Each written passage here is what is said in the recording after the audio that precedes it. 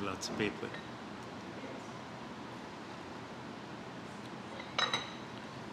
The reason I'm a bit late is I started, normally I prepare very late for the press conference because I want to hear what goes on at the APNU's press conference. So I was told that Nagamutu wants to sue me because I said he actively participated in the rigging of the 2020 elections, a position that I still hold now strongly, and I will repeat today. So I hope he would actually sue me, not just threaten to sue me, but he does sue me for saying that he was actively involved in the rigging of the last elections. But I started reading some of the things that he said, and the material is so overwhelming in the public domain to show the role he played, the active role he played in the attempt to rig the elections, that I can't even complete the material. So I have a ton of stuff from him, and a lot of this is very incriminating. That you recall this My Turn? He used to write a column for the PNC in the Chronicle called My Turn. And if anyone had the opportunity to, and I hope that people will do so today, that they will read the articles that he wrote in My Turn in the period after the March elections of 2020. You will see some of the headlines. I have so many that I couldn't even go through. Only valid votes matter. My Turn, Strange and Sad Saga, the Granger presidency. My Turn, bungled ballot boxes. 2020 polls, plotters and players. My Turn, recount exposes rigging fraud. Now this is a person who is very divorced from reality. Some people, it's a sickness, I believe, where you actually say things and then about yourself, and you start believing them. It's an overdose of narcissism. And he suffers from that symptom. So he, in an attempt today to reestablish his credentials that he always fought for national unity, and he always fought for free and fair elections, he has come up once again with this fiction. And what I said last week about the active role that he played in the period after the 2020 elections, that narrative runs counter to his portrayal of himself.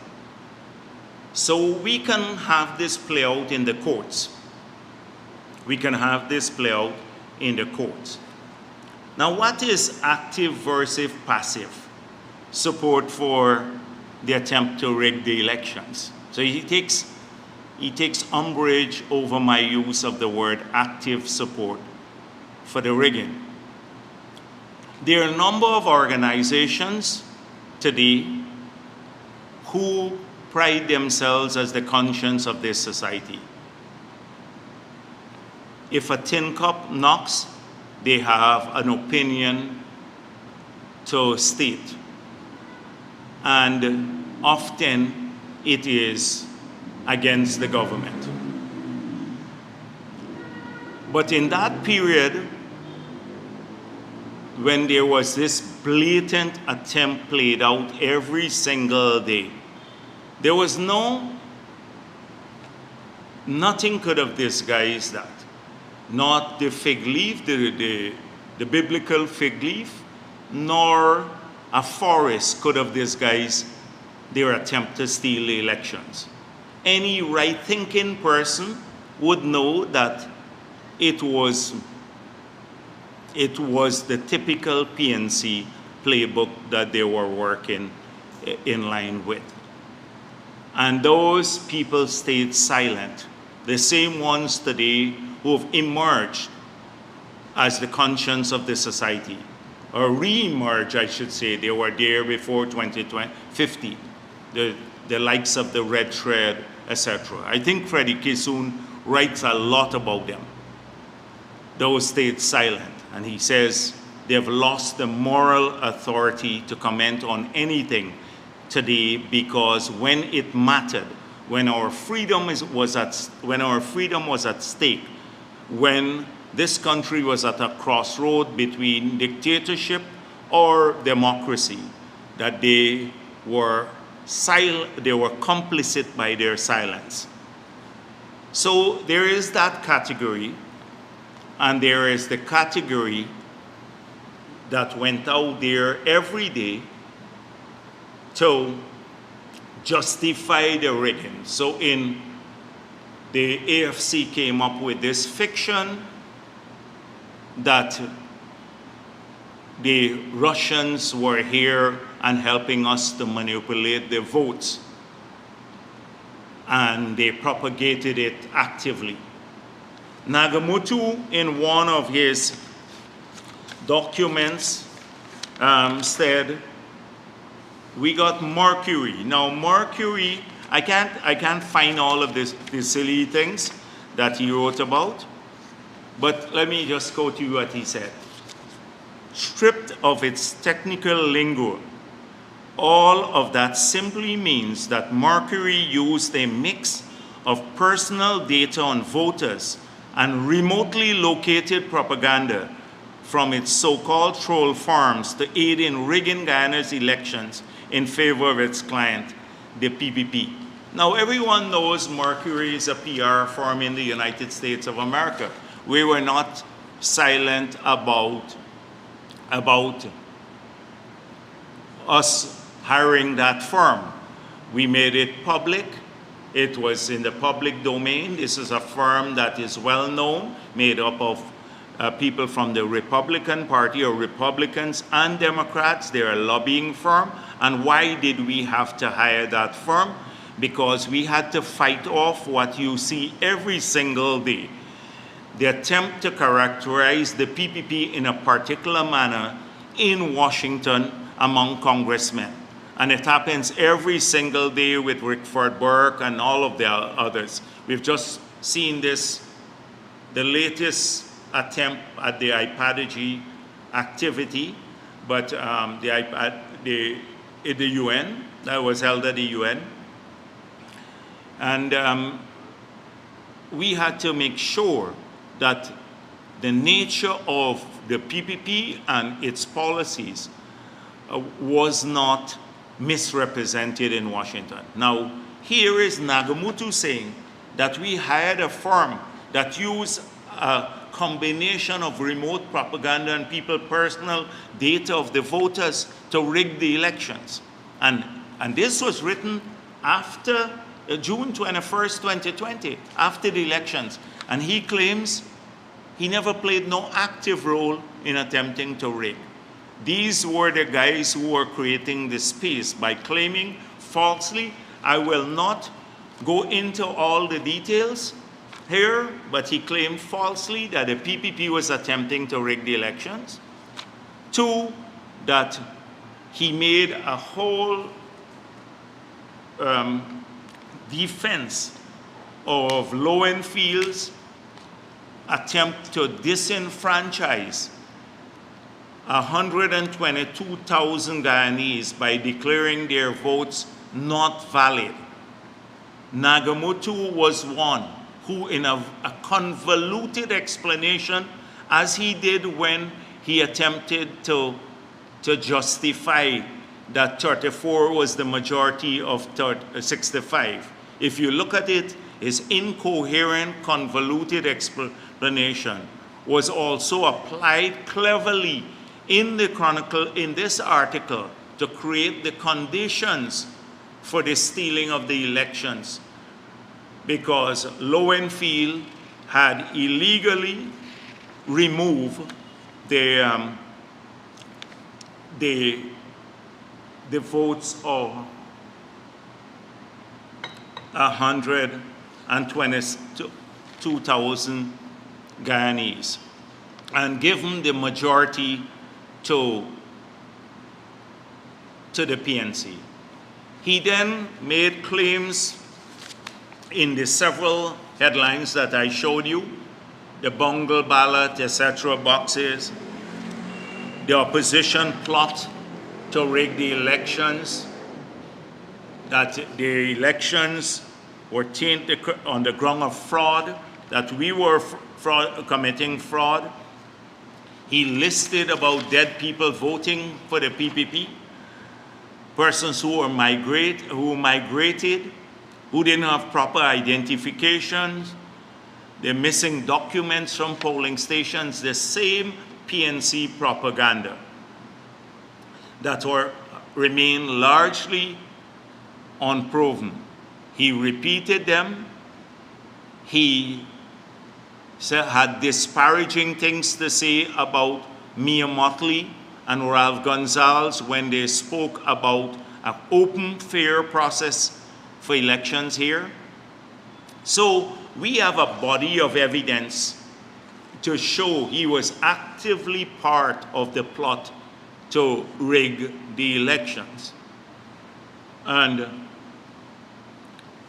he, so I'm not going to today go through all of this. Let me just say clearly that any right-thinking person would have known that when you count the ballot at a place of poll, and your polling agents, APNU had over 2,000 polling agents in each of these polling places, and they signed the statements of poll saying that we were here throughout the day, that these statements of poll reflected what took place in terms of voting. They signed it. That the declaration was going well until Mingo tried to falsify the results of the Region 4. Ignore the two attempts to falsify the results of Region 4. He ignored it totally, which showed when the recount took place that the PPP had won and that Mingo's figures were false. Their refusal to publish their statements of poll that showed that they lost the elections, and then used this fiction that a lot of, in the recount, and he was propagating this fiction like crazy, the same ones that I mentioned to you, about people voting and stuff like that. How could they know who voted for whom in the elections? How could they know who voted? So assuming they say 10 persons voted more than necessary, how could they have known who they voted for? Because the names are not on the ballot. And propagated a fiction that they did this because the tally sheets that were placed in some of the boxes, and now the tally sheets are not part of the official document. So when people vote, sometimes every polling agent has a tally sheet and they would tick off, but if they go to the washroom, they may not tick off. They may make mistakes and tick more. That's not the official document.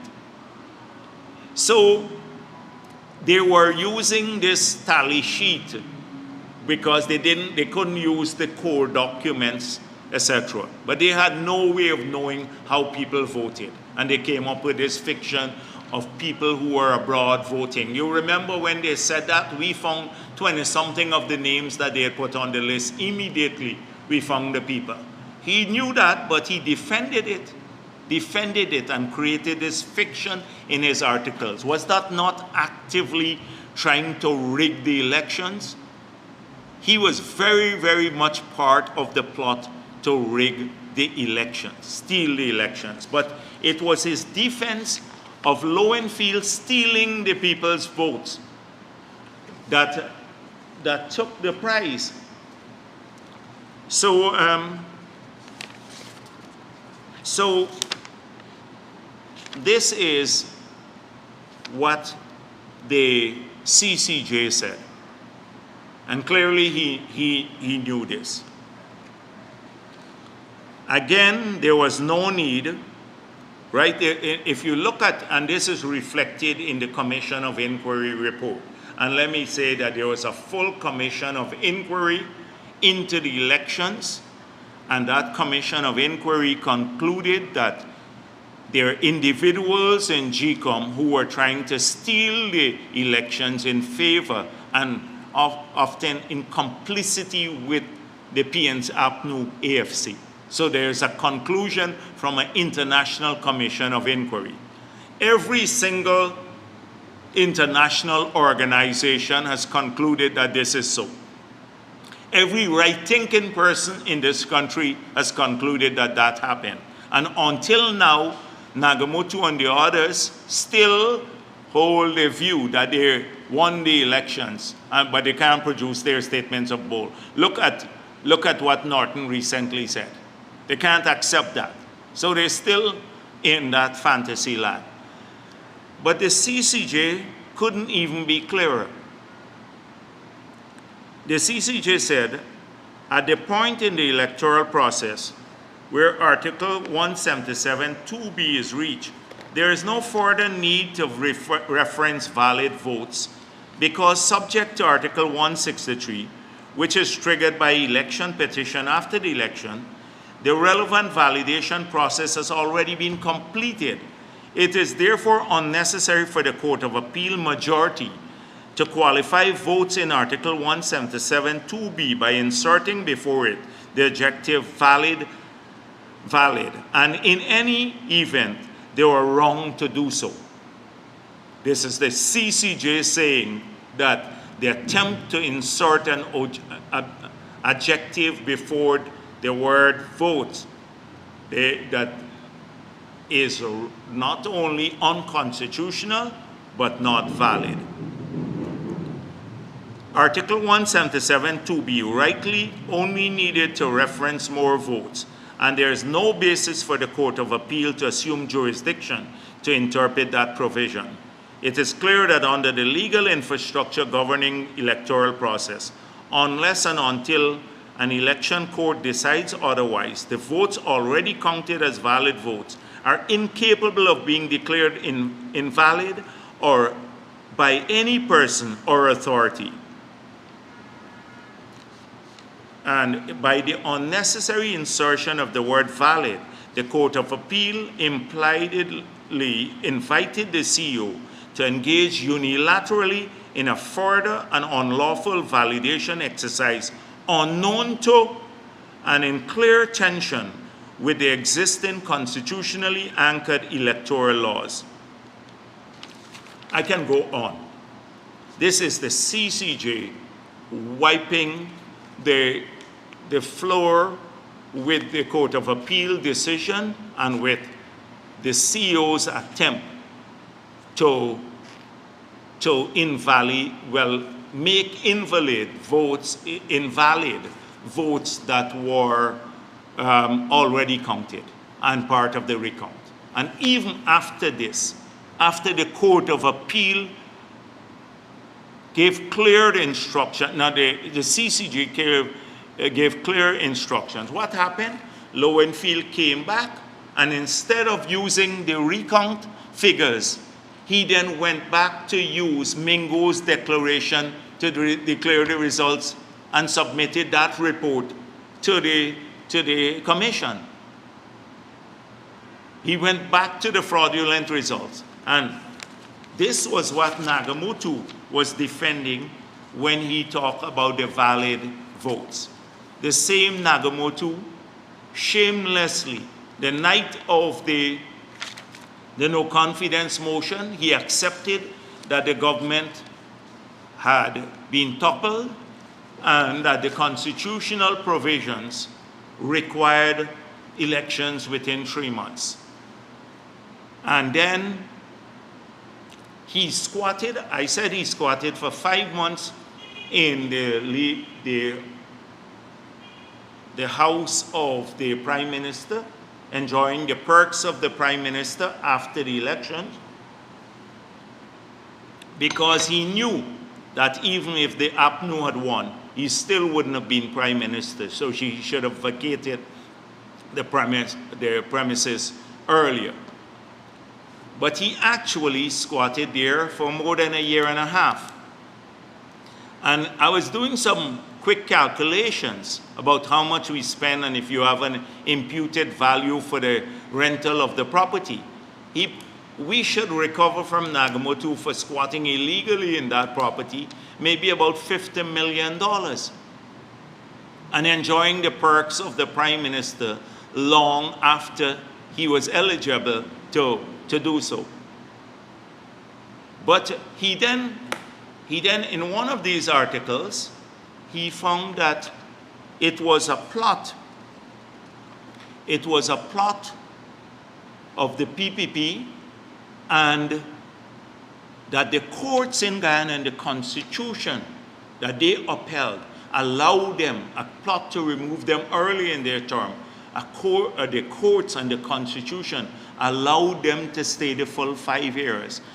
And when you talk about needing medical attention for narcissism, this is what you should look at and divorce from reality. I hope someone looks at these things. I never read them. A waste of time. I know Nagamootoo. So I'm just, because he said he wants to sue me, I'm just going back now to read a bit about what happened in the past and what he actually said. And as I said before, you wanna throw up from it when you read this sort of thing. He says the Constitution and the courts allow them to serve out the full 5 years.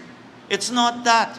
It's their fiction, their refusal to go to elections after he had admitted that the government had fallen, but using this fiction that 34 is the majority of 65, and defending it.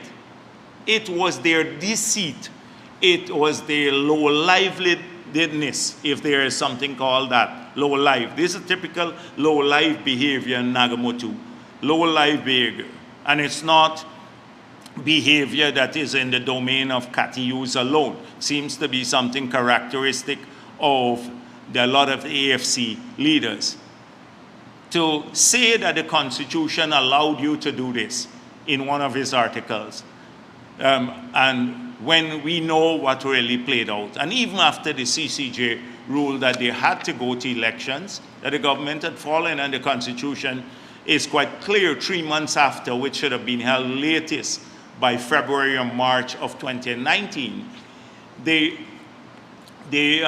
he persists with making this stuff, making this up.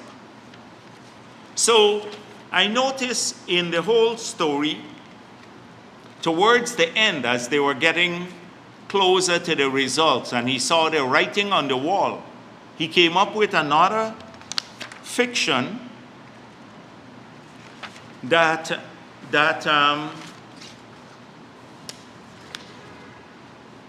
we must have power sharing because sanctions were being threatened and everything else. And then I found something so interesting. So this is what, remember I pointed out how he invented this story in Machukar's book, telling him how he was going to fight in Vietnam, and he got to Mongolia and he was prevented from going up further because they were not accepting people in Vietnam. He is prone to tell a lot of these stories. And in the extreme acts of sycophancy, because he constantly had to prove himself in the Granger administration. Remember, he was the known rubber stamp. So he did not have a portfolio. His only presence in that administration was to be critical of the PPP, because he was doing nothing useful for the entire country. So he constantly had to prove himself. If you look at it, his speeches in Parliament, they were all about the PPP and everything else. He even wanted to fight with me one time when I exposed him. He wanted, oh, maybe I should have taken him on at that time. But in Parliament, when we exposed him. So the guys were reminding me a few days ago, I had even forgotten this sort of thing. So this is what he wrote on May 17, 2020. Amid social upheavals which cynics would from time to time refer as slow fire, more fire. Now there's cynics who are referring to this as slow fire, more fire. He used to be a cynic in the past when he referred to it, but as I said before, now he's on this side, he has to prove himself, so he is sycophantic. I was asked to give guidance to the PPP's leadership on a way forward. In the course of my talk at Freedom House, I advocated a power-sharing political solution. I stated that while the Janet Jagan presidency was non-negotiable, everything else should be on the table for dialogue and negotiation between the government and opposition. I'd appeal for the PPP to reach out towards liberal and progressive elements who might be associated with the opposition. I identified by name one such person, David Granger, a former Army officer and then publisher of Guyana Review. President Janet Jagan had ordered that my speech be published in a booklet and that 100,000 copies be distributed widely. Now, I knew this as a lie. I'm in the party. So this morning, before I came late, so I was calling up all of the people who were in the leadership of the party at that time. And they said, why are you wasting your time? You know Nagamutu is a pathological liar. This never happened. This never happened. That Janet told him that he must distribute 100,000 copies of his speech and someone stopped it from happening afterwards. He never did any of this thing. The party leadership never asked Nagamutu for guidance on power sharing. It was his imagination. But you notice how he inserted Granger name in sycophancy. So the Granger presidency, he was serving his purpose, justifying his perks under the Granger administration because he was practically, for all intent and purposes, useless. The rubber stamp, the known rubber stamp. So he had to insert the Granger's administration in. This is if people can lie this much, what else can you believe? So I'm actually looking forward. Let me get back to the beginning. I'm actually looking forward to a court case on this, the whole election again, and we must litigate this. You know, they had all of these things about why the elections were rigged. And the petitions that they filed, where are the evidence? They can't produce even their SOPs. They can't even produce their SOPs to show they won the elections. They can't produce who voted illegally. I would love him to produce those because I love to file an affidavit. I want him to go down in history because he's trying to redeem his place in history after his bout of opportunism, becoming a cheerleader for the destruction of the sugar industry, etc. I want his rightful place, which is a place reserved for opportunists in our history, for him to occupy that space. and to expose that his unprincipled behavior. And I think a court case can help me to actually do that. But otherwise, he doesn't matter much. It's only because of his statement recently. I thought I'd done with him and moved on to other things. He wants to sue me now. So, Nagamoto, I'm looking forward to it. The second issue that I want to deal with, it's the evaluation. The PPC has completed its work on the contract at Bellevue, awarded to TPU company. And I've seen a statement by the tender board on the contract, and I've seen the Minister of Finance make a statement. And lest I be accused that I want to jump into everything, I hope that more questions could be asked, because they had an initial look at the report. Then more questions can be directed to the Minister of Finance. I will answer questions here too, because it's not typical of the PPP that we hide from questions. So the Minister of Finance has made it clear in a statement about his take on the report. Welcomed the report and pointed out that the recommendations will be taken into consideration, especially on evaluation, the application of evaluation criteria. And he thanked the Public Procurement Commission for the completion of the report.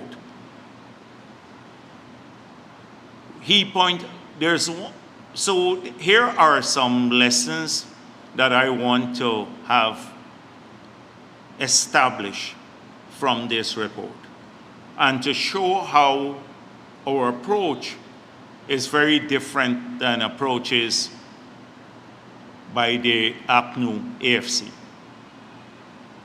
So one thing is clear, that out of this entire process is that there was a public tender for all of the 19 pump stations that were being built across the country, including the one under review by the PPC. So public tenders. That an evaluation committee consistent with the Procurement Act was established. The evaluation committee was established. It was a multi-agency evaluation committee.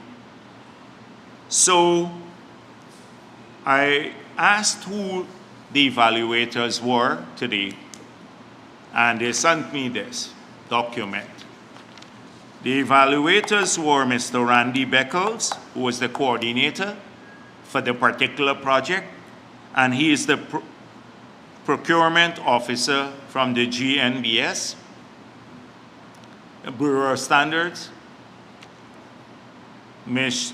Shabana Omar, a civil engineer at the BNTF, Ministry of Finance, and Mr. Larry Carrell, a civil engineer at the ASDU, Ministry of Agriculture.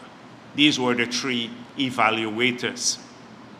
So they completed their evaluation report, and then the report was sent to the MPTAB, and then it went to the cabinet for no objection.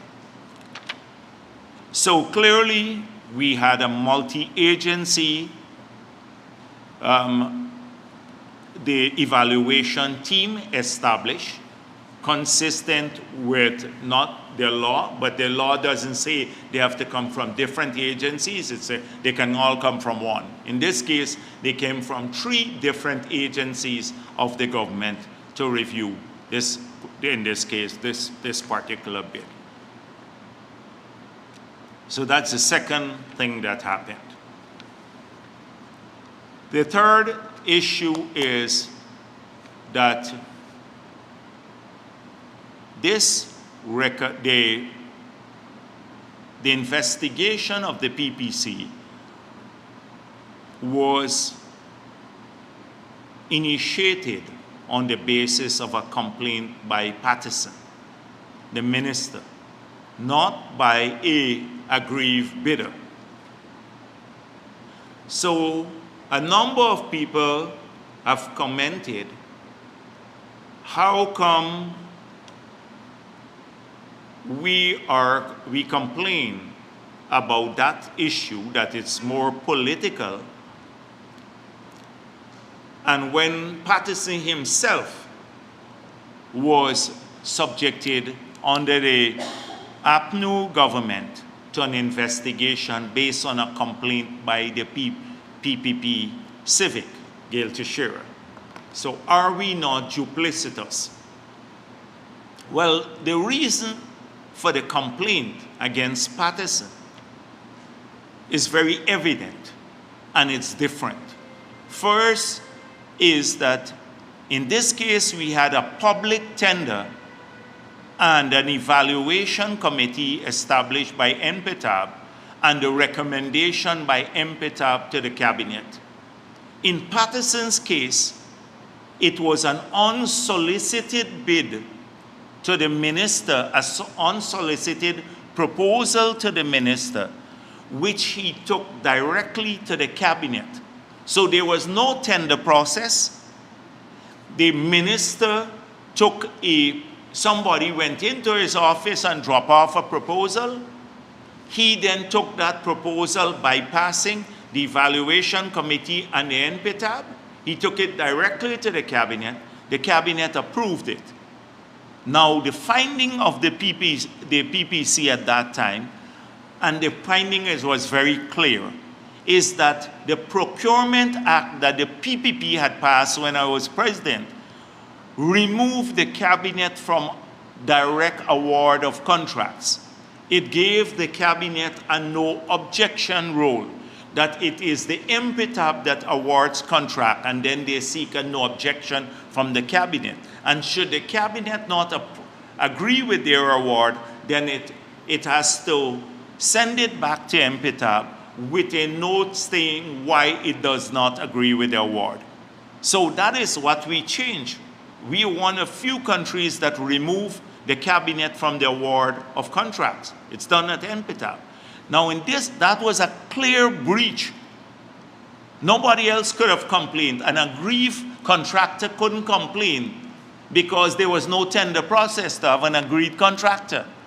He took it himself. He just picked up his bag and somebody walked into his office and they awarded a contract for $140-something million, the cabinet, just like that, without any tender process. That's the big, huge, huge difference on this matter. And imagine the Patterson who breached the tender process there in that egregious manner. He today complains about a contract that went to public tender and that was evaluated by a multi-agency evaluation panel. Now, the PPC is saying that the application, they didn't have a rigid application of the evaluation criteria. But as the Minister of Finance explained, that you have to have new contractors. If you look at how many people, we're building 19 pumping stations now. 19 pumping stations.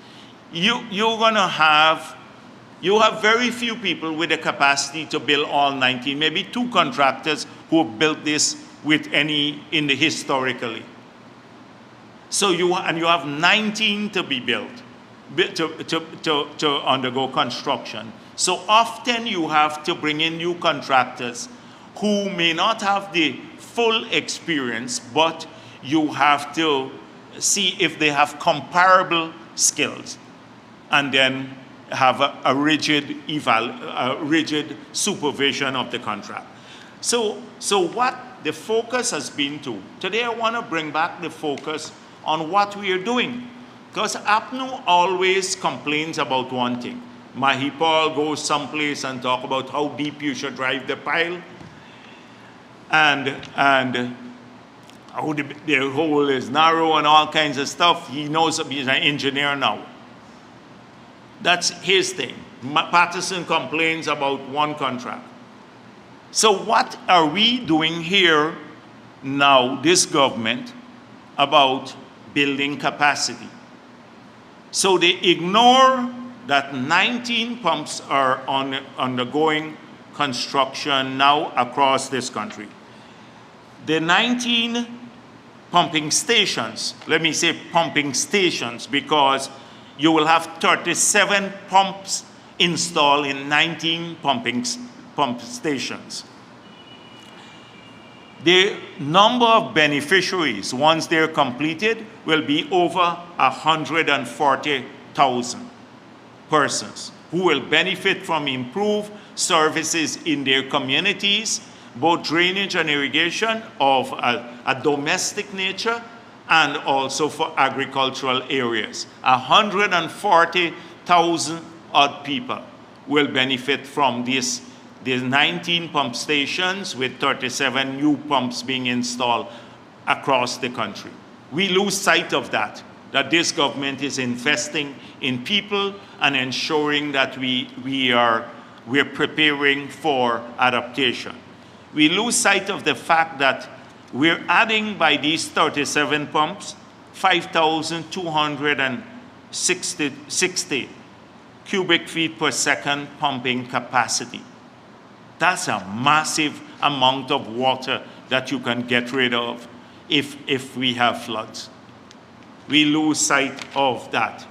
Let me recall what else we are doing, because sometimes if we don't speak about what we're doing, the media and maybe and others, they only focus on the problem with one or two contracts, and they don't see the big picture and the efforts of this government and the comprehensive plan we have to deal with adaptation, drainage and irrigation, the agricultural industry, etc. Two, we're now this year buying 40 new pumps, and we are going to purchase these directly from the manufacturers. We don't want to go through middlemen. 40 new pumps. Apart from these 90, the 19 pump stations with 37 new pumps being installed, we're buying another 40. These are mobile pumps that we can move around. If you have any flooding in Georgetown, we can move them swiftly here or in another part of the country. These are mobile pumps that we are now just sourcing. And these will add 2,840 cubic feet per second pumping capacity. Again, massive. Thirdly, we are now spending $47 million on the World Bank program to rehabilitate and upgrade 63 sluices across the country. So these cokers that are in bad shape, etc., 63 of them, for nearly $50 million would be spent on that, so that we have greater capacity there. That doesn't get mentioned. This is outside of the pump stations. We are also doing this year a number of Hope-like canals. We will spend about $26 billion. This is money that we earn from the sale of forest carbon, the HES program. So we said all of it will go to adaptation. So the Hope-like canals that will be built that will deal with, like in region 6, 5, and 3. Several of these would be done. These will assist about, in Region 6, 188,000 acres will benefit from this improved drainage. In Region 5, 214,000 acres, and in Region 3, 28,000 acres that will benefit from improved drainage and irrigation because of this spending here. So if you add all of this, in the 5 years, we will be budgeting around $115 billion in the period we've been in office, $115 billion to improve drainage and irrigation structures and to make our economy more resilient to flooding because of climate change, and to improve our capacity to address water management. Compare that to $25 billion under APNU in the 5 years. So $115 billion in this period. So you can see, I'm not comprehensive, I'm just giving you an idea, not just these 19 pump stations and 37 pumps, another 40 mobile pumps being procured, another 63 sluices being rehabilitated, several large-scale infrastructure projects like the Hope Canal to irrigate and drain nearly 500,000 acres of land. All of that under implementation now. In Georgetown, we've just bought an amphibious piece of equipment that's working now to clear the canals. Even when people are squatting along the banks of the canal in the city, it's now working, the amphibious equipment working in the city to clear the canals. We're adding greater pumping capacity in the city itself, right across the country. So I've even spoken about the hinterland areas as yet, to look at more water storage facilities and how we address drought situations and also flooding. So people do not see the big picture.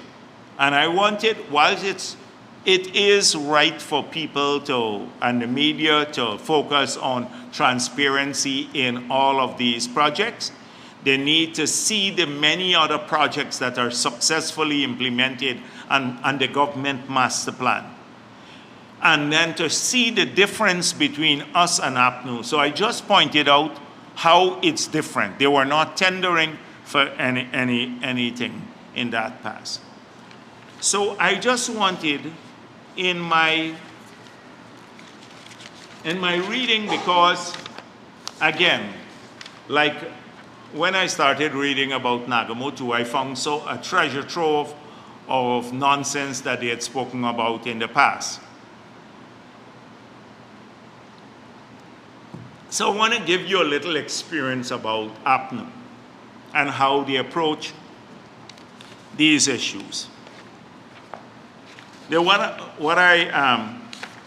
was what the PPC report said about Patterson breach procurement laws in 148 million contract award commission. This is the PPC report. So I want to take you off, and you might think it's a tangent we're going on, but just to point out some additional headlines. Chronicle, AFC leads opposition in slashing $1.2 billion from budget for specialty hospital. This was April 18, 2013. First budget cut for 2013 hits specialty hospital.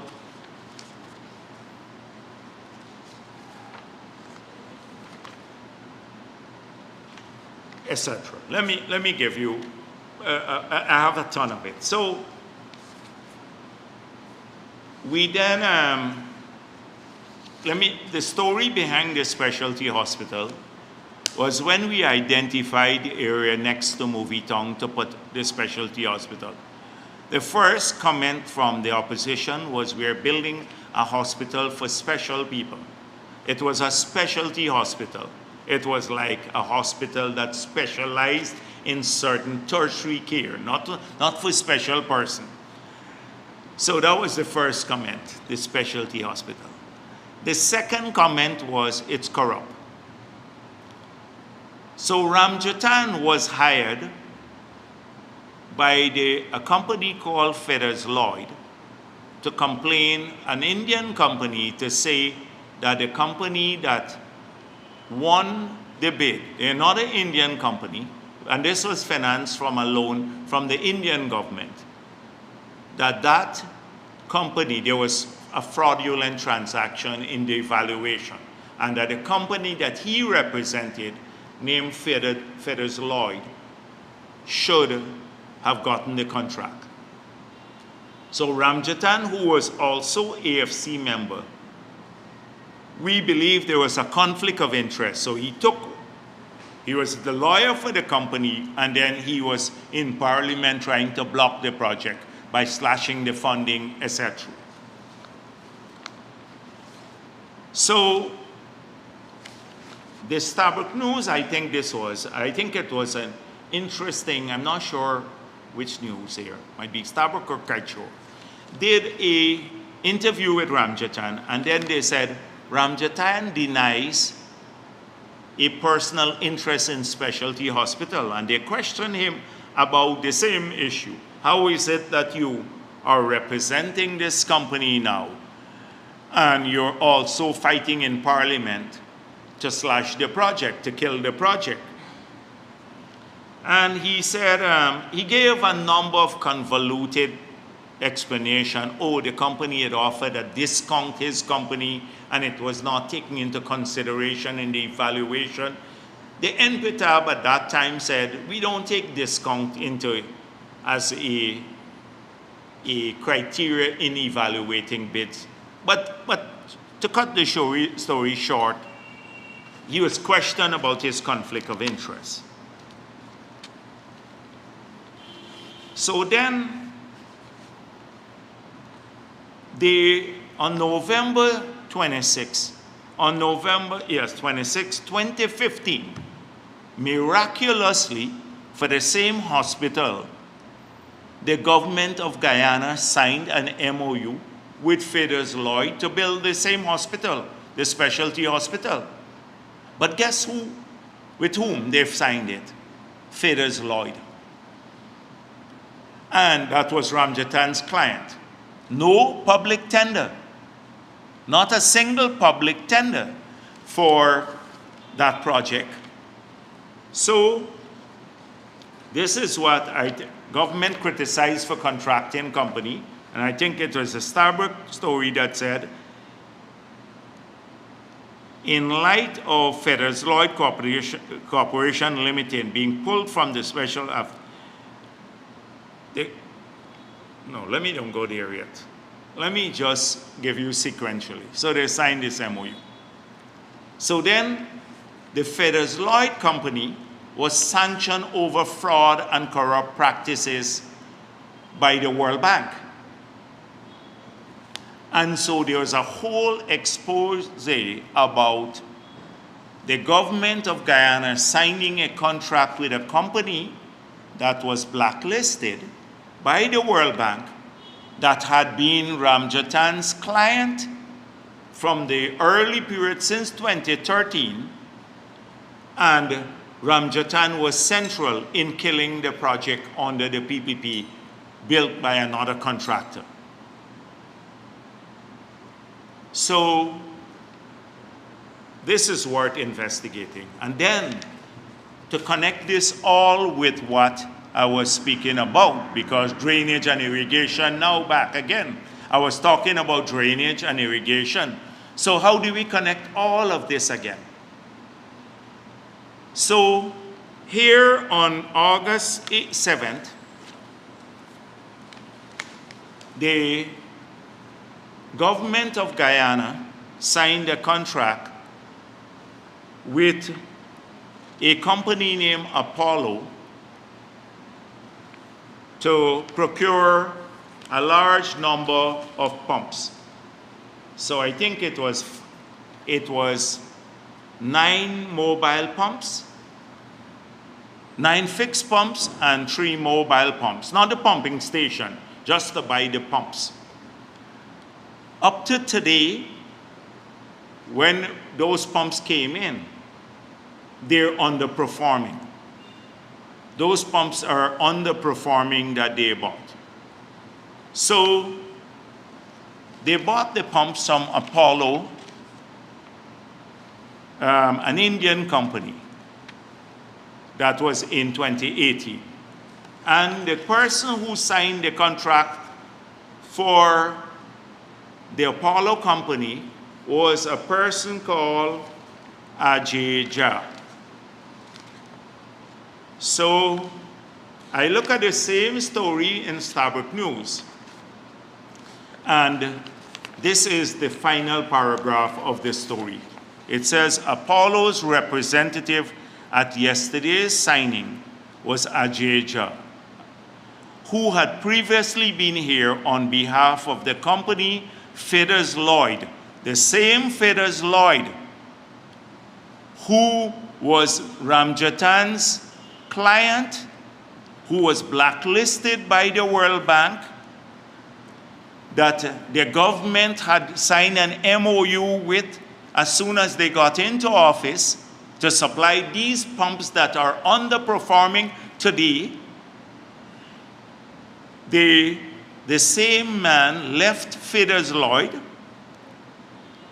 and he then became a representative of Apollo.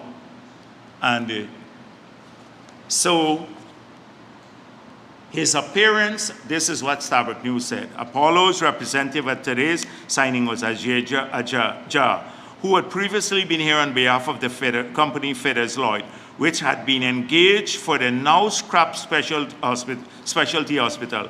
His appearance for this contract will likely raise eyebrows. This is, it's synonymous with, you know what? You know what? So since we're talking about investigation of pump stations and procurement of pumps, we should have a full-fledged investigation. How is it that this company that was Ramjatan's client, that was blacklisted by the World Bank, the representative of that company ended up signing contracts for supply of pumps that are now underperforming, that were not meeting the rated capacity? Should it not be investigated fully? So when you really, we're so busy that sometimes we miss a lot of these things. Like you miss Ramjatan telling when the prison was burnt. A reporter, I think, had left their phone there or recorder, and it continued recording, and then they went back and collected it. So when the press conference, I think, was over in the prisons, Ramjatan was telling the prison authorities to, you all tell me what needs to rebuild, that we have some AFC persons who could rebuild the prisons, etc. Quickly. And it was recorded, and I think we can find a copy of that recording. And it was really one person who had contributed a major sum of money. But these things never go reported.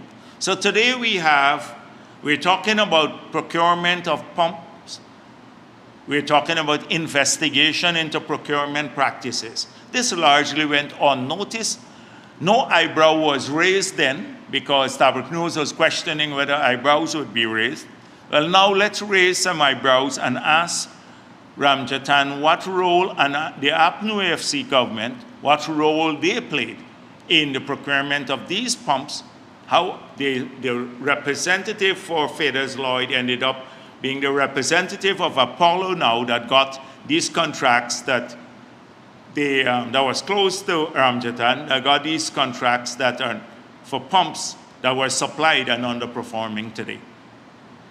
It's worthy of full investigation. And APNU is one of the most venal, corrupt, or an AFC, corrupt set of organizations. They talk corruption all the time. They investigate it on us. These are the same people who refuse to submit for 3 years their Integrity Commission statement. And they talk the good corruption talk about everyone, but they're very, very dirty when you probe. These are the same people who are awarding contracts for themselves in their own ministry. That's a story that's well known today. This is what's happening. Oh, yes. So I hope that we explore this in greater detail. One thing that is clear, that the procurement process is working once again under the government, even when there are issues with corruption, that the records are there, where you can easily investigate, etc. And by the way, there are 2 places that people can go if they are aggrieved now. And the PPC should urge people, if they are aggrieved, first of all, the bidders are aggrieved, they must explore the grievance mechanism that we establish by law. The first is that they can file a complaint with the tender board within a period after the award of the contract. They're obligated to investigate and to give a response. If they fail, if they do so, it doesn't preclude the person who is aggrieved from going to the courts further. It doesn't preclude them, but at least they should utilize a mechanism that we put in place. And that brings me to the mechanism now, since Patterson and the others are using this mechanism. So most of the complaints, or a significant part of the complaints before the PPC now, are filed by the politicians.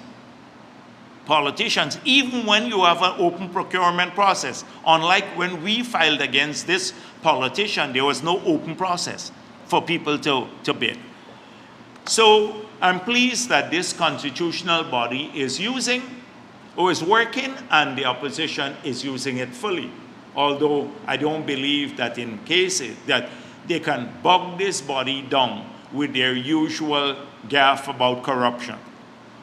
But why isn't the opposition using another constitutional body that's set up by the same constitution that even has more powers than the Public Procurement Commission, which is the Ethnic Relations Commission?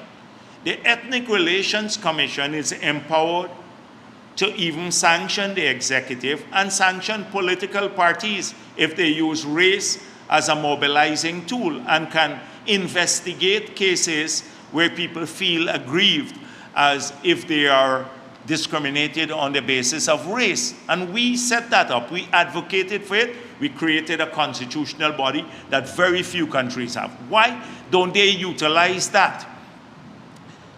The chief elections officer now had utilized it, and the PPC, the Ethnic Relations Commission, had investigated, and they had an adverse finding there. Several people have used it.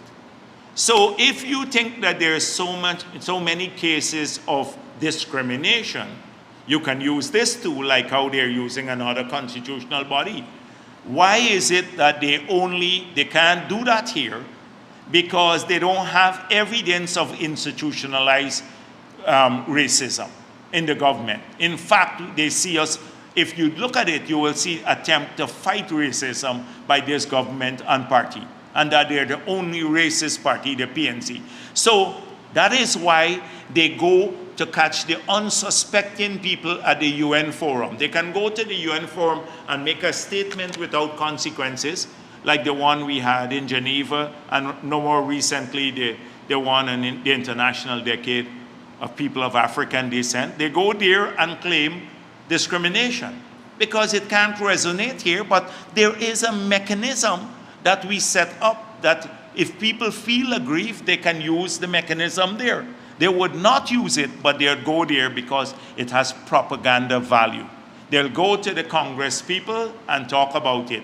They brought in a team here to investigate it. I didn't see the team put out their report as yet, because when they come on the ground, they find very different situations. So they're hoping for condemnation of the government in some international forum because people are unsuspecting. They don't know the details and they don't know the Nigel Hughes and the others and this Wade, etc. So I was looking, and I want to congratulate Minister Onesh Waldron for the quality of our performance and also the clarity of our performance, and for making it clear that our government supports the growth in all people, everyone, all of our people, including people of African descent. We are proud of our multi-ethnic makeup in this country. It's a source of pride for us. And we in the People's Progressive Party will work day and night to ensure that all of our people develop, every single one, all in the whole country, regardless of even how they vote. And so we are proud of that track record. And if you go in a granular way to actually see the party that has worked on developing scholarships and housing and employment opportunities, you will see, and so many other things, you will see the only party that has ensured prosperity across the board for people of every race has been the People's Progressive Party and governments that it has formed. It's clear in the record, but you have to go through details. They like to avoid the details by going to make declarative statements, because if you go to make a case before the Ethnic Relations Commission, you have to carry details. They would avoid that like the plague. So we need all of that they're saying about how we taking away money from them, etc. And then someone again referred me, so I looked at it, referred me to an article published by Dennis Chabral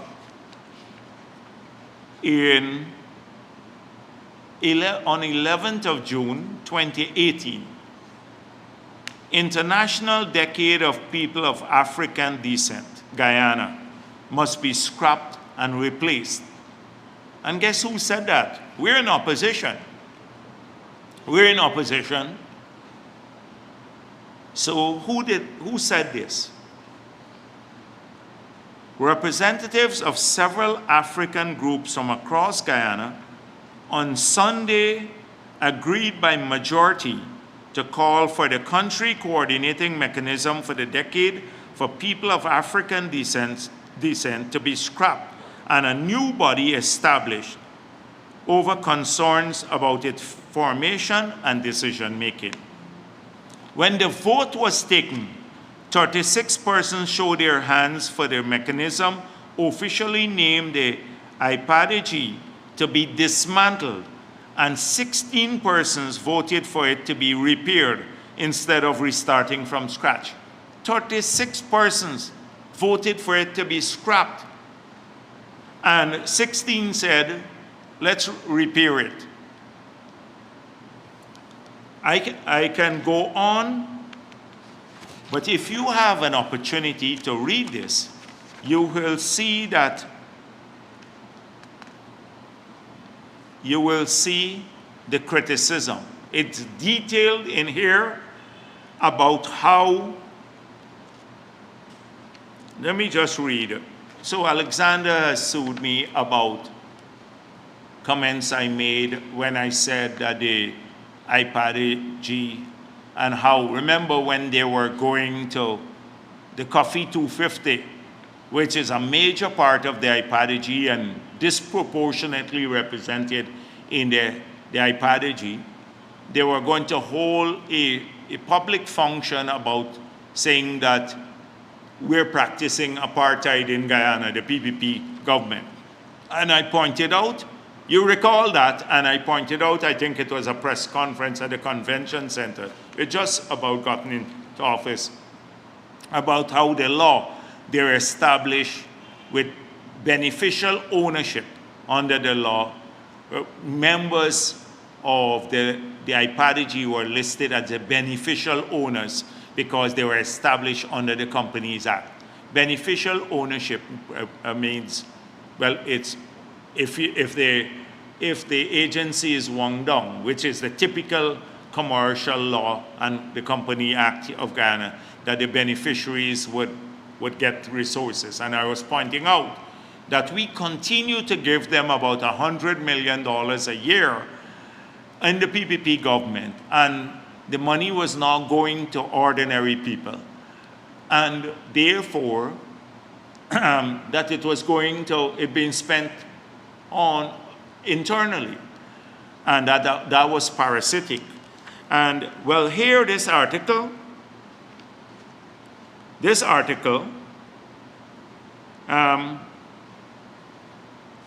really reinforced what I said. And this came directly from the African leaders.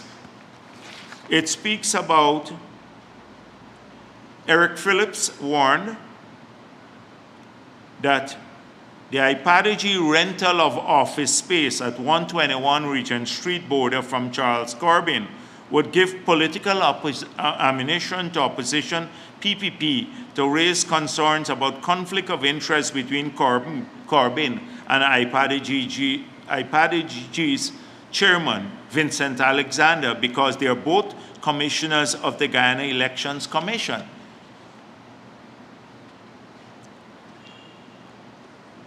Noting that Charles is the brother of the former, I can go on. Then they spoke about the hiring of staff of the IPADG. I don't want to read the whole article, but read this article done by Demarar Waves in 2018, or June 11, 2018, titled International Decade of People of African Descent Guyana Must Be Scrapped, Replaced. And then you will see exactly what we're talking about. Since then, there were concerns that it is not a representative body. It cannot, as Onej Waldron said, hijacked. It was hijacked the cause and the resources, or for the budgetary resources, the nearly $500 million of taxpayers' money that has been given to them and didn't go to the organizations or ordinary people. They hijacked it. And that is what their track record is. So I didn't see Nigel Lewis talk about this. I didn't see any of them talk about this. I hope someone will send this to the body. I hope that they will send this to the body to show the concerns of people of African descent and the organizations that were expressed long before the PPP return to office. I've seen the Patterson commenting on feasibility of power supply from a ship. Patterson still commenting on feasibility studies after the PPC found him to be guilty of doing a feasibility study for $148 million that he, through an unsolicited bid offer. So I dealt with him extensively and his failure as a minister and the lies that he told that he had put in place 60 megawatts of new power. I dealt with that at a previous press conference. I'm not going on it. But GPL still mum on rental costs for Turkish power ship.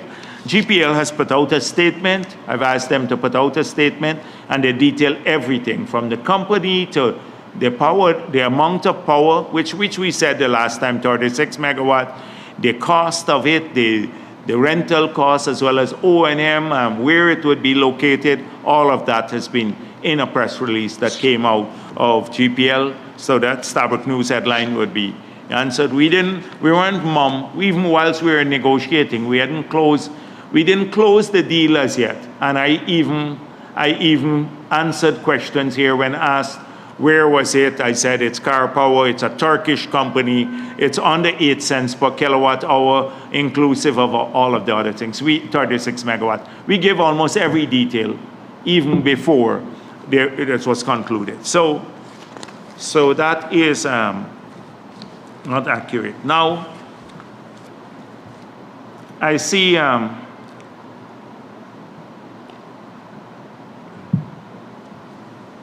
the press conference by APNU today, and it's becoming increasingly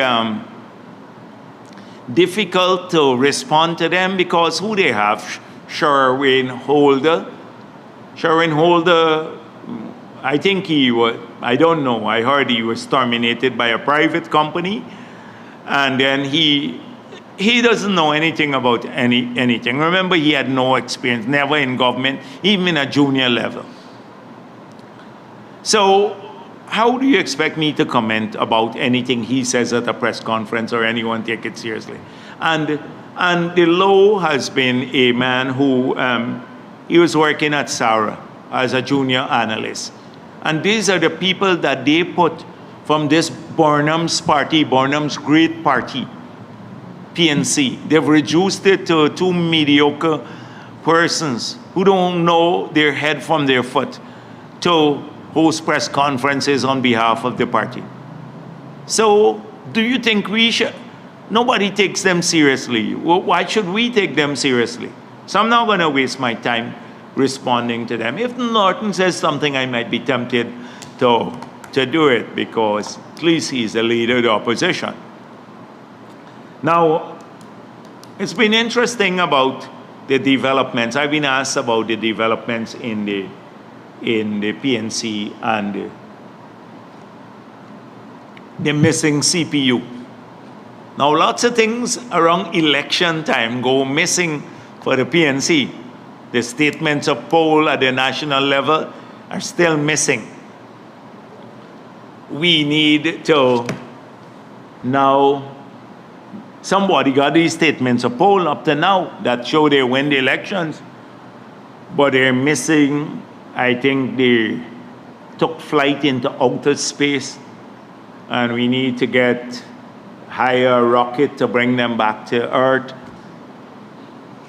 So then the CPU went missing. Miraculously, the CPU that hosts their membership information.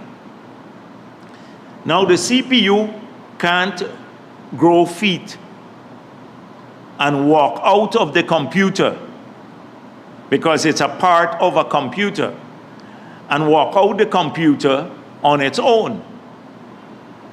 So somebody has to take out that part, and you notice just before elections, the CPU with the membership information disappears, but it develops a fault suddenly, and it walk out the computer on its own because the general secretary of the party is saying, oh, this thing went missing, and Holder saying something else, and we don't know where this CPU is right now.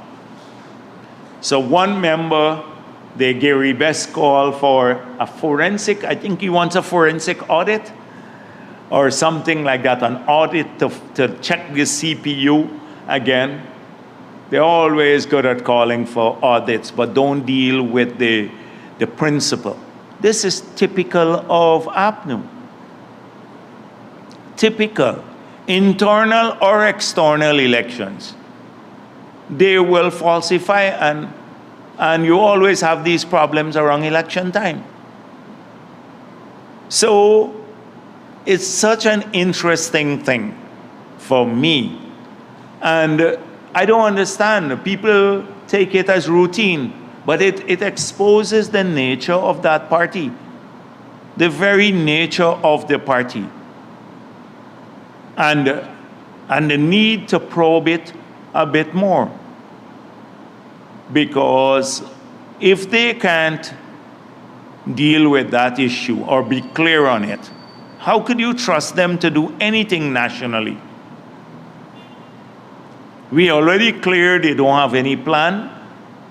They don't have any plan for the development of the country.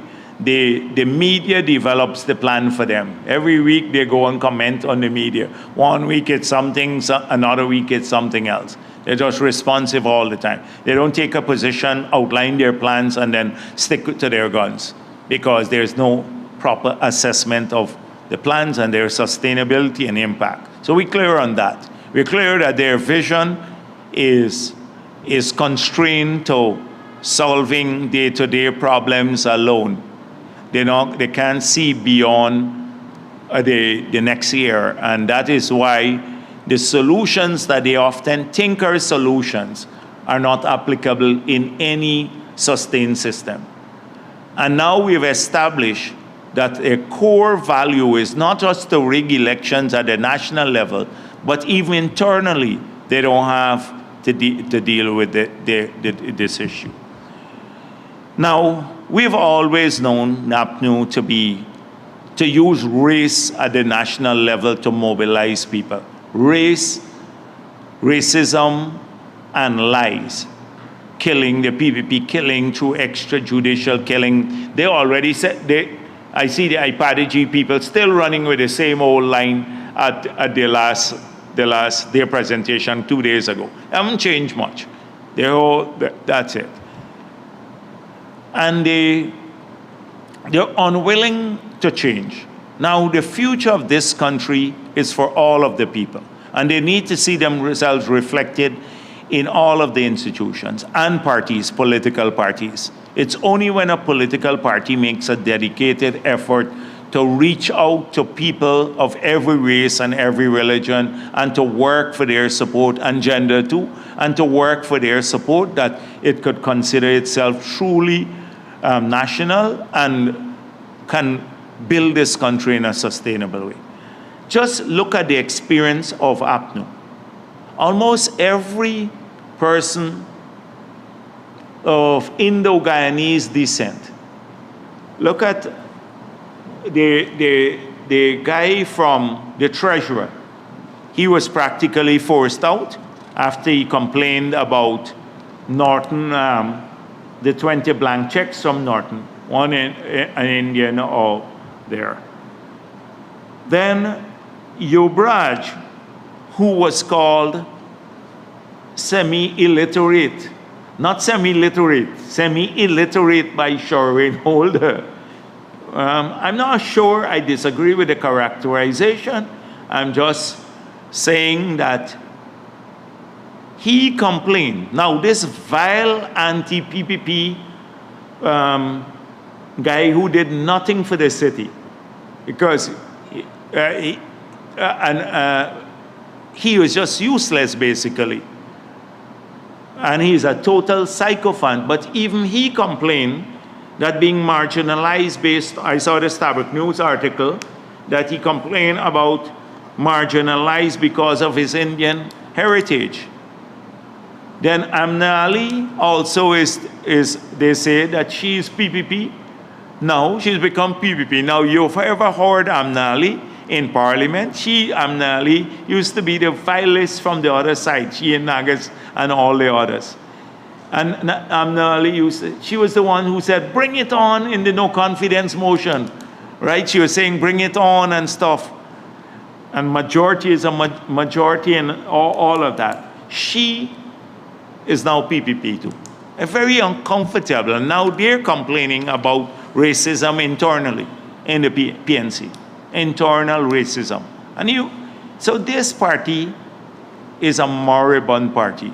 It's dying because of its orientation. Young people, our future is our people working together. They want to see their party reflected of all the races and every class and every woman and man and everything else. How we look as a people of the country. And I'm proud to say this is the only party that does that, that is making an effort to do that, so that our people can work together. So it's very interesting. I don't want to comment more on their leadership fights now, but it's just that it's so clear that even if they get past these issues, they cannot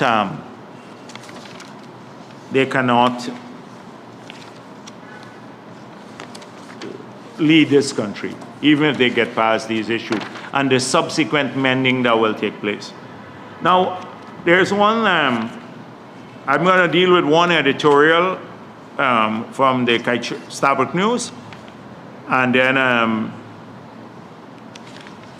then end there.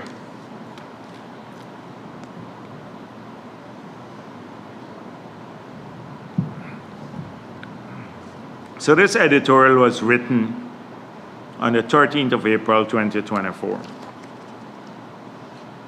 And it's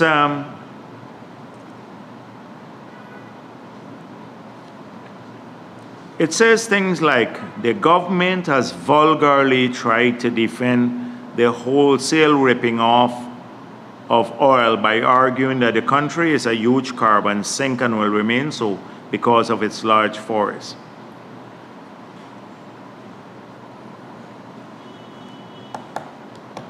So, first of all, we point out that our forest is a huge carbon sink. We show that even with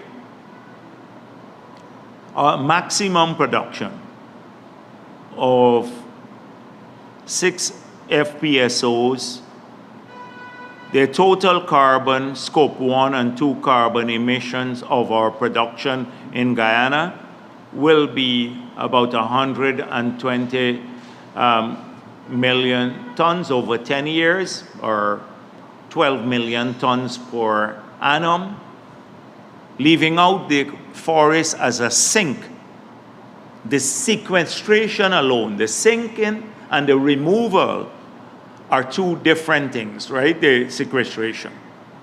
The annual recurrent removal of CO2 from the atmosphere is over 150 million tons per year, which it must not be confused with the storage. Storage is static, one is recurrent. Every year, our forests, because of their size, remove over 150 million tons from the atmosphere of CO2.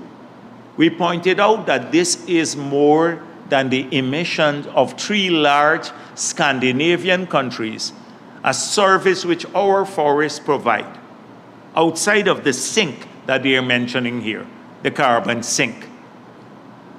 Confusing two concepts.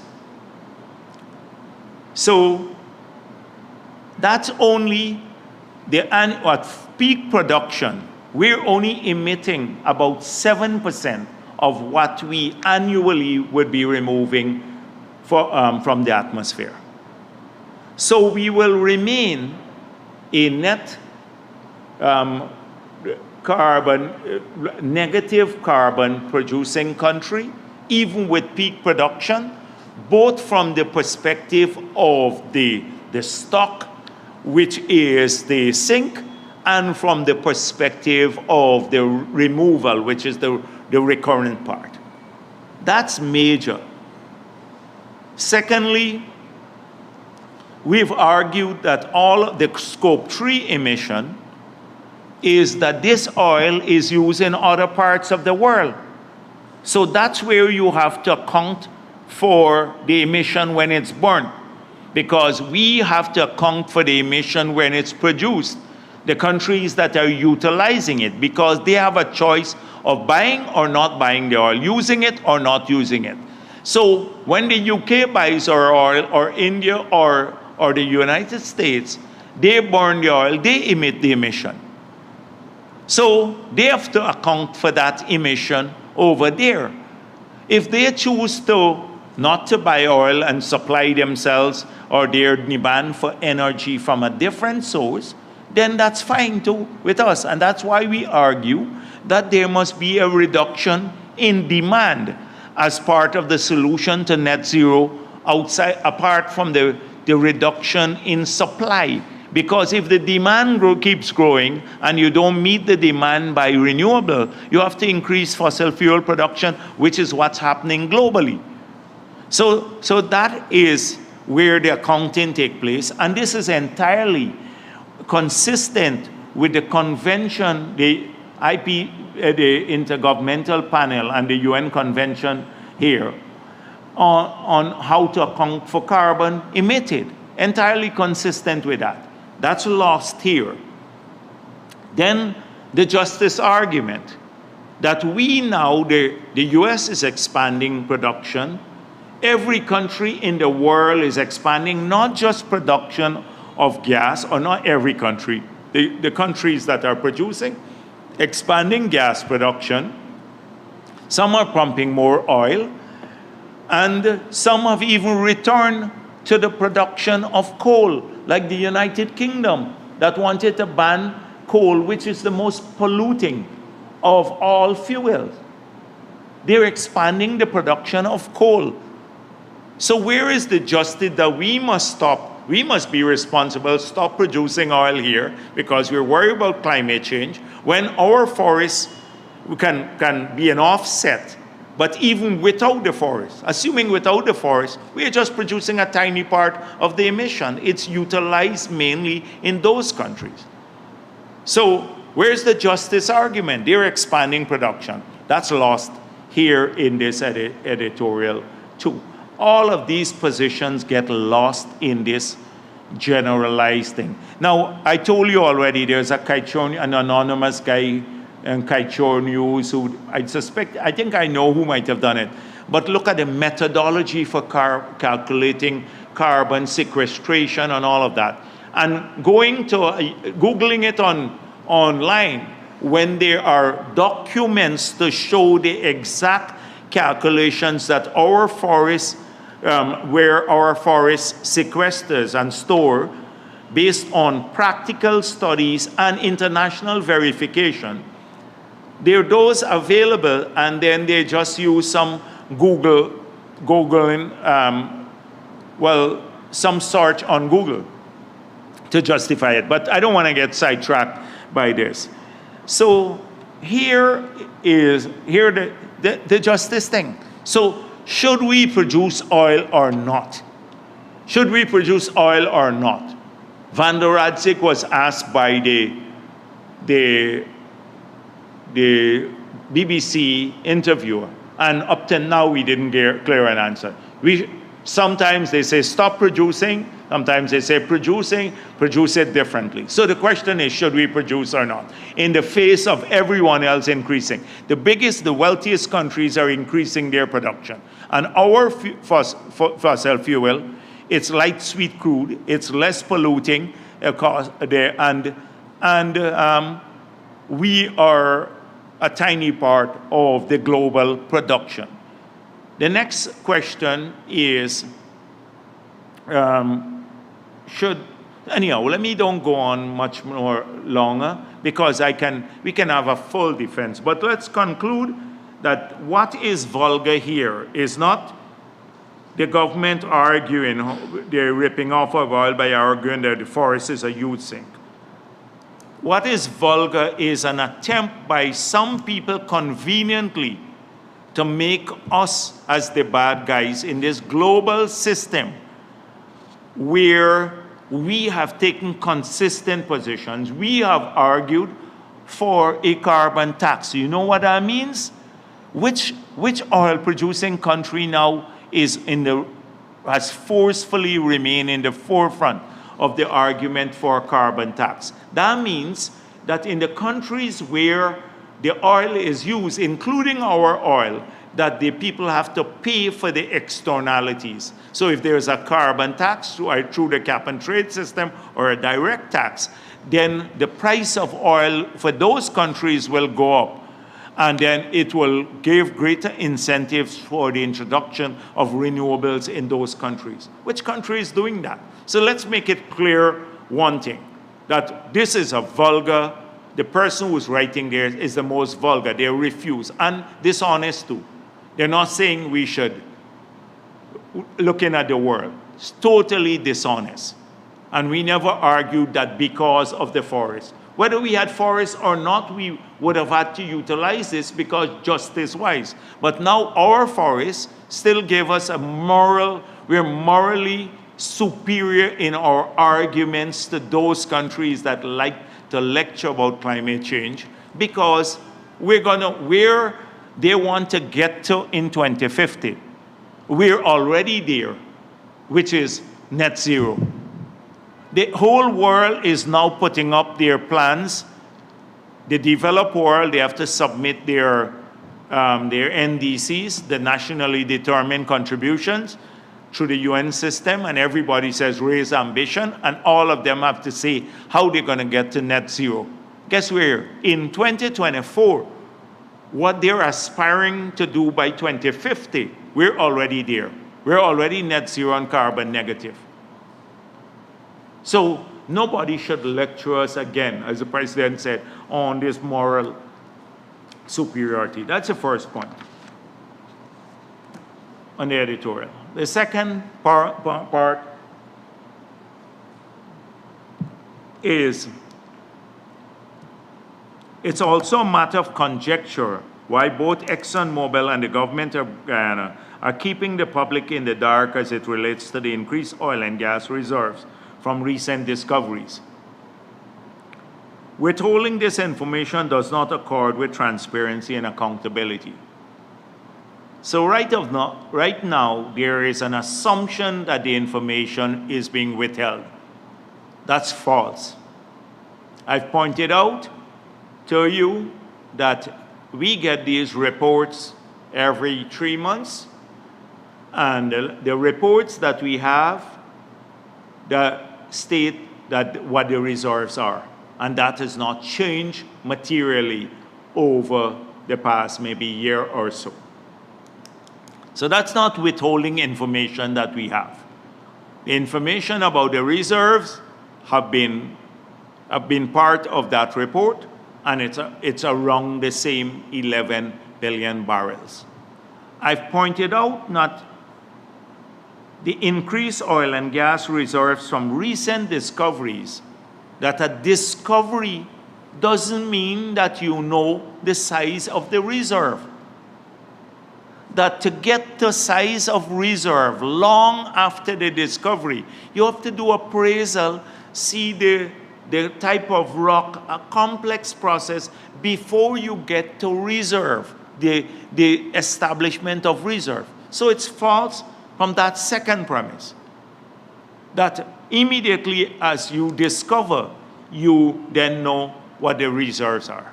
The third thing we pointed out is that the reserves, the discoveries would undoubtedly either, and greater appraisal wells would adjust the reserves. Some cases may be down and maybe up the 11 billion we have first of all.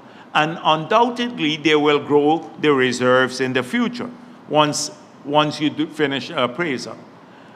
But we pointed out that even already the amount of reserves we know that we have will justify a number of investments. And it's through the not knowledge of the reserve, but the investment in producing the oil that matters most, because when you produce, that's how you get the revenue and the other economic activities. Our focus has been on giving the 6th license, which was done recently. There's no additional request for another license at this point in time. So that has been the focus, because knowledge of the reserve is not automatic. A lot of countries know reserve. Suriname may know some of its reserves, but can't get to an FID up to now for a project. So we pointed this out, that flew over the head of everyone. Or not everyone, but some of these people. So from 3 perspectives, this one sentence is wrong. I've just pointed out. And it's egregiously wrong. It doesn't reflect.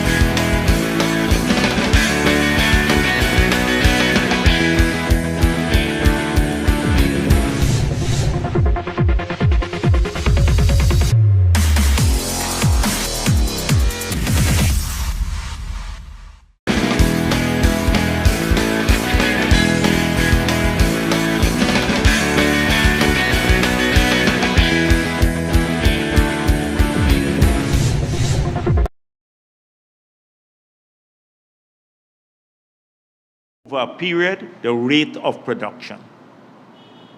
And they want to do this, align it with intergenerational equity. So we must leave enough reserves in the ground for the people to produce in 2040. That's effective. Like, so align our production in that. But by 2040, the world will want to move away totally from fossil fuel production or minimize it. It's contradictory.